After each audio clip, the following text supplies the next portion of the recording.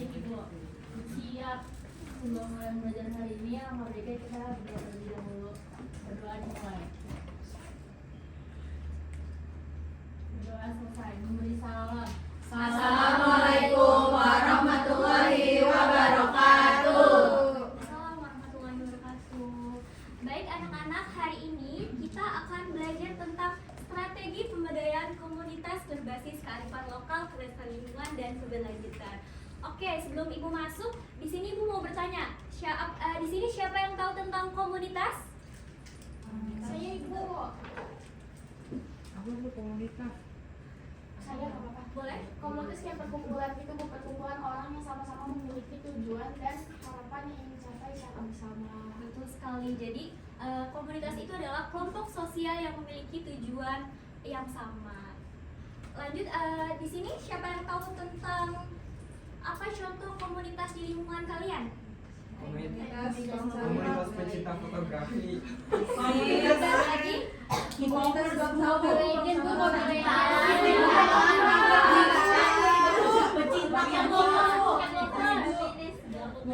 Mobile Legends. Siap.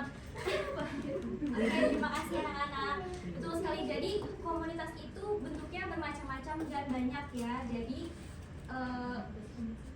hari ini kita akan belajar lebih dalam mengenai tentang komunitas yang berhubungan dengan pemberdayaan yang meliputi tujuan pembelajaran, yaitu murid mampu mengidentifikasi bentuk-bentuk pemberdayaan masyarakat melalui komunitas. Lalu yang kedua, murid mampu menganalisis peran komunitas dalam mendukung pembangunan berkelanjutan dan kelestarian lingkungan.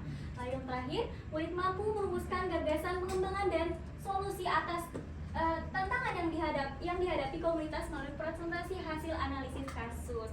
Oke anak-anak, sebelum itu Ibu akan menayangkan 2 video tersebut. Tolong disaksikan dan disimak baik-baik ya. Baik, Ibu.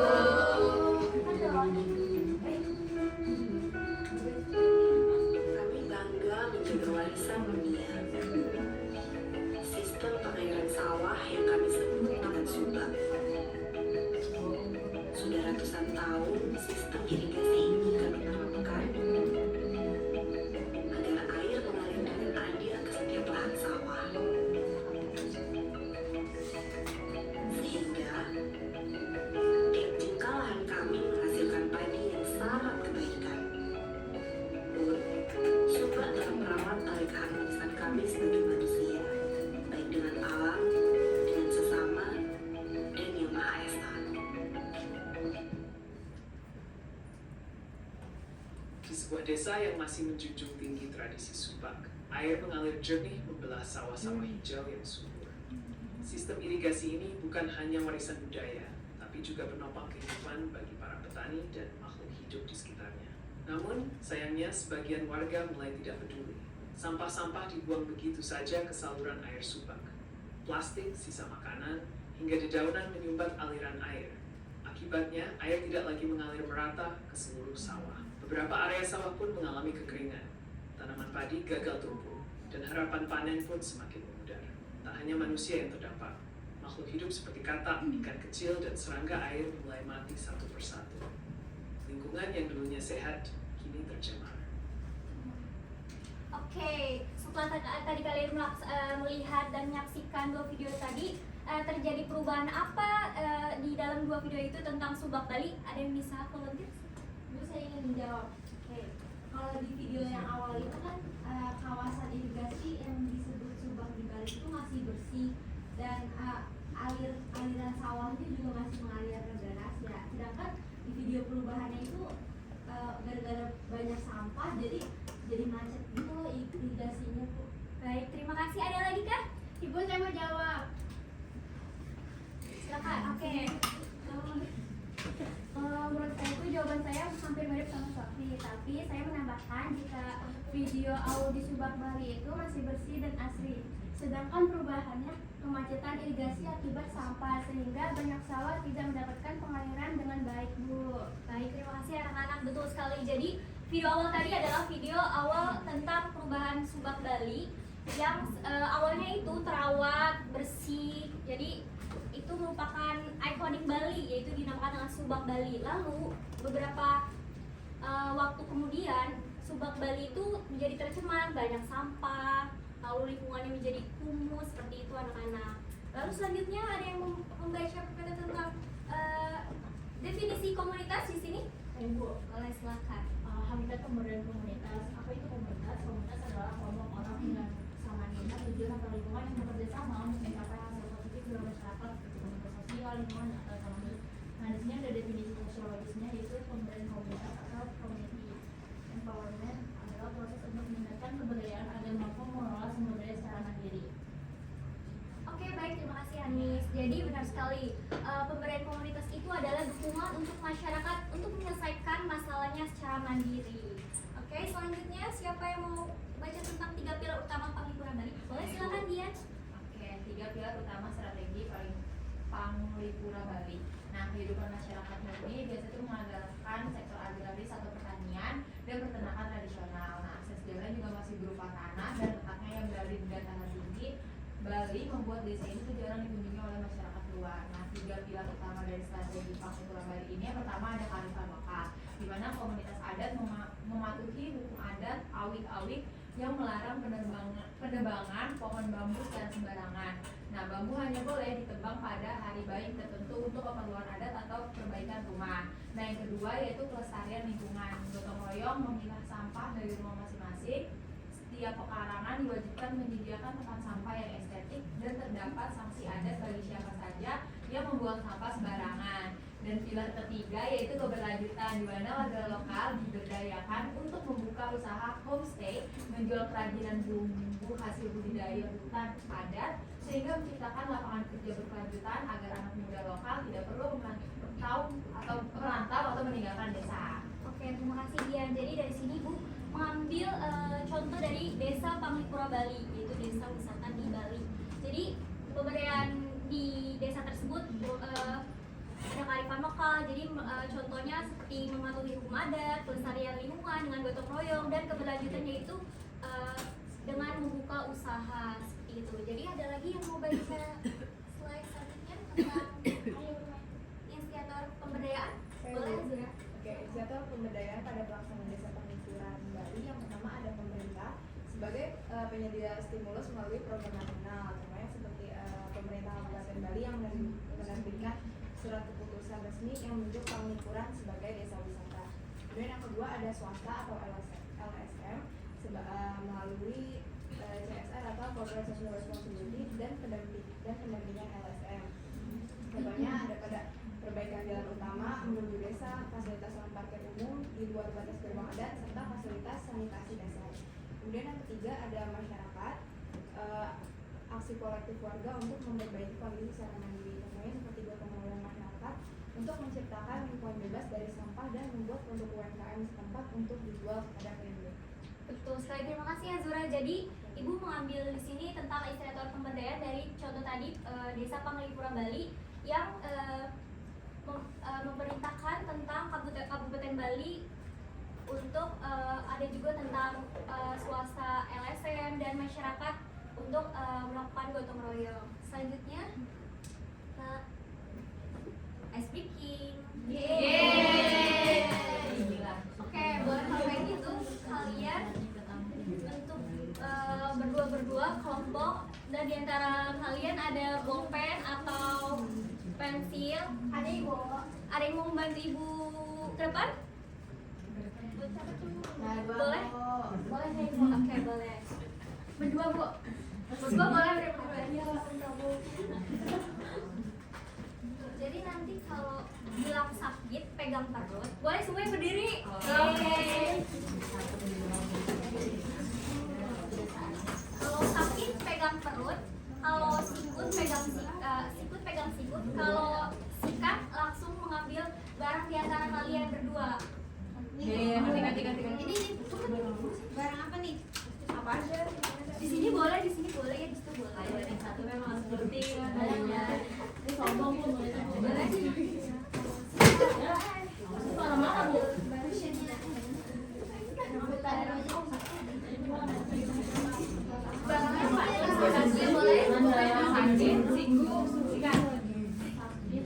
Oke, kalau Ibu bilang boleh. Oh benar.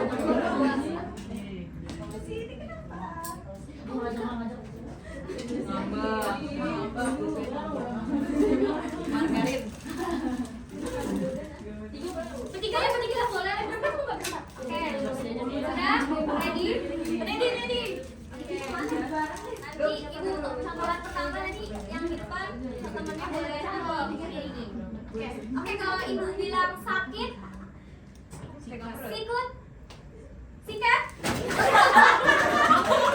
Sama kayak gitu sih. Oke.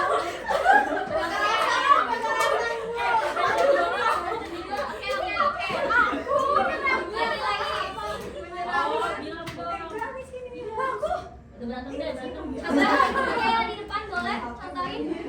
Oke nih teman-teman, kita contohin ya. Gimana sini? Ready? 1, 2, 3. Sakit. Ketika ibu guru bilang sakit, kalian langsung pegang perut. Kalau misalkan ibu guru bilang sikat, kalian langsung ambil pulpen. Jadi itu banyak bisa sikat pertama, kedua, atau ketiga gitu ya. Oke, boleh. Kamu contohin, kita rebutan. Sakit. Sikat. Oke, lagi sekali lagi habis udah ya. Oke, sakit. Sikat. Boleh duduk tempatnya masing-masing. Oke,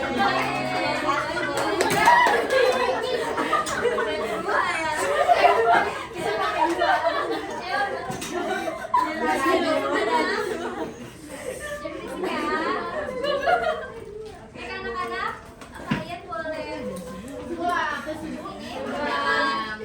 Belum dong. Mengerjakan LHPD kelompoknya masing-masing ya, lalu nanti dipresentasikan ke depan.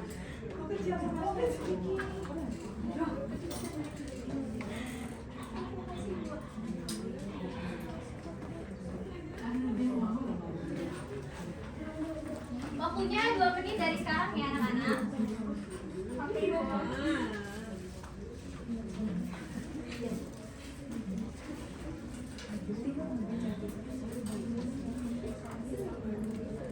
Ada yang perlu ibu bantu atau ada yang bingung? Aman, Bu. Paham dulu lagi. Benar, Bu, tadi meeting. Oke.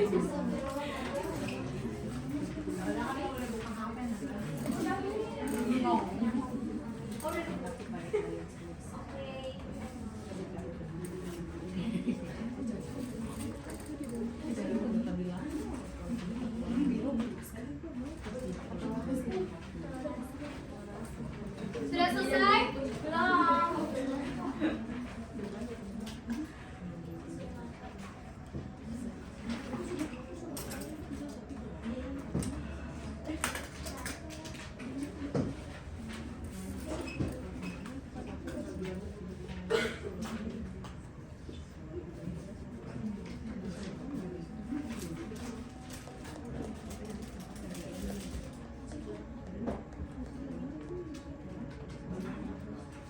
Oke, kalau sudah selesai, boleh kelompok 1 maju ke depan. Langsung. Iya, langsung. Kelompok 1 aku ya? Yuk. Iya. Maju ya. Langsung ibu. Iya, boleh. Oke, jadi lembar kelompok 1 mendapatkan kasus yaitu subak Bali. Nah, kalau dari identifikasi masalahnya, kelompok 1 tuh mengidentifikasi bahwasannya penyebab utama dari permasalahan tersebut adalah alih fungsi lahan yang didorong oleh tekanan ekonomi yang dialami para petani dan misalkan ekonomi dari sektor pariwisata yang masif. Jadi itu dengan adanya kekurangan sumber pendapatan dari orang-orang sana, akhirnya ada alih fungsi dari subak Bali tersebut menjadi pembangunan yang lebih mengedepankan kepentingan salah satu pihak, seperti misalkan kayak pembangunan villa atau pembangunan sebuah industri. Kemudian kalau dari saya dan teman-teman kelompok 1, rencana solusi untuk mengatasi permasalahan tersebut ada 3. Yang pertama ada kearifan lokal. Gimana sih itu caranya? Yang pertama itu kita bisa mengintegrasikan nilai-nilai subak sebagai bagian dari daya tarik wisata edukasi. Jadi misalkan kayak selain kita, kan tadi kan permasalahan ekonomi kan, nah subak Bali itu bisa dijadikan sebagai wisata ekonomi, wisata yang masih melestarikan daerah asli tersebut. Kemudian yang kedua ada kelestarian lingkungan. Kelestarian lingkungan itu dengan cara kita itu menegakkan kayak zona-zona lahan yang tidak boleh dialihfungsikan, misalkan kayak kita perketat aturan-aturannya. Kemudian yang ketiga itu kalau kelompok kami perkirakan perlu adanya keberlanjutan, yaitu mendorong diversifikasi ekonomi bagi petani melalui pariwisata berbasis komunitas. Jadi petani-petani di sana tuh kayak berkumpul dan menentukan ide bagaimana sektor pariwisata itu agar bisa terus berkembang. Itu yang untuk kelompok pertama. Baik, terima kasih kelompok 1. Untuk kelompok 2 dan kelompok 3 kita lanjutkan ke depan ya. Iya, Ibu.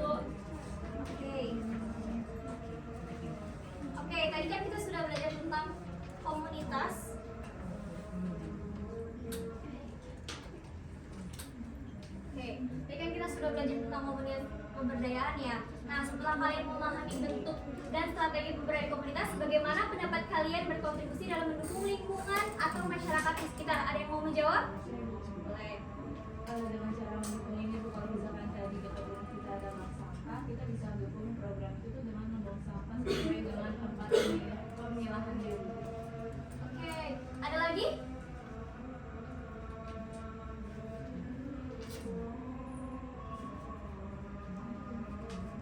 Oke, kalau tidak ada, cukup dari Ibu.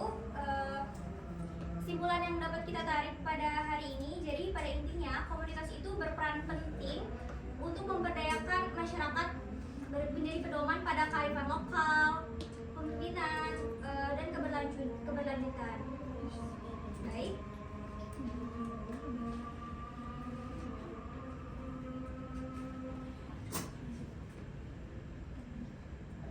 Baik, sekian dari Ibu.